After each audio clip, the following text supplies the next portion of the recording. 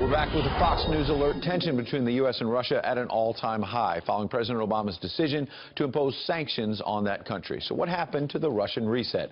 And what could this mean for the president-elect, Mr. Trump, weighing in with a statement saying, quote, "It's time for our country to move on to bigger and better things. Nevertheless, in the interest of our country and its great people, I will meet with leaders of the intelligence community next week in order to be updated on the facts of this situation." Here to weigh in, former U.S. Ambassador to the UN, John Bolton. Good morning, Ambassador Bolton. And I wonder, first of all, when you have some senior Democrats in Capitol Hill, that building behind you, saying these are pretty paltry in terms of sanctions and don't have a lot of teeth, what real impact will they have? Well, I don't think they'll have much impact at all, and I think President Obama seriously compromised the signal that he was trying to send by mushing together both the cyber attacks and the harassment of American diplomats in Moscow. It's the latter that really explains the PNGing of 35 Russian diplomats in this country and closing their 2 compounds, which the Russians are now preparing to reciprocate.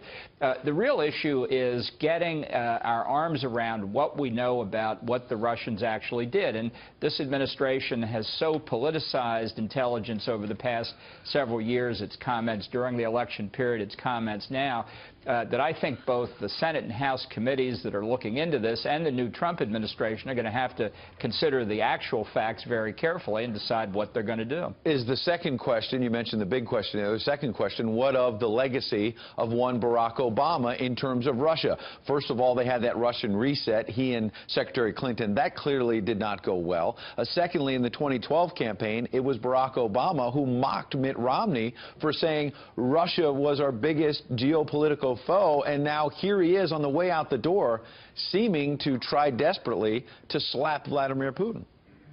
Well, look, the Russians have walked all over the Obama administration for 8 years. It's really been a pathetic performance.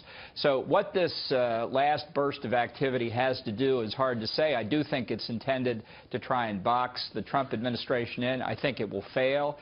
This is simply an executive order. If President Trump decides to reverse it, it's easy enough to do. But I just want to say, we really need to get past the politics of this, because if even a piece of what is alleged about this Russian activity is true, it is utterly unacceptable. It is an attack on our constitutional system. It is not enough to say, and people should be very careful about this, to say, well, it didn't actually have an impact on the election. You know, the fact that Russian efforts were incompetent or insufficient shouldn't make us feel better. If Japan had attacked Pearl Harbor and all of its bombs and torpedoes had missed, no Americans killed, no ships sunk, would we have said no harm, no foul? No, it's the effort that they made, if this is accurate, that should trouble us, not the fact that it failed. Great point. And we have 1 minute, so that leads to the final question, which is, what then should the incoming president, Donald Trump, actually do about this? He's been accused, to be fair here, of being too cozy with Vladimir Putin. So moving ahead, what must he do to respond to what you just said?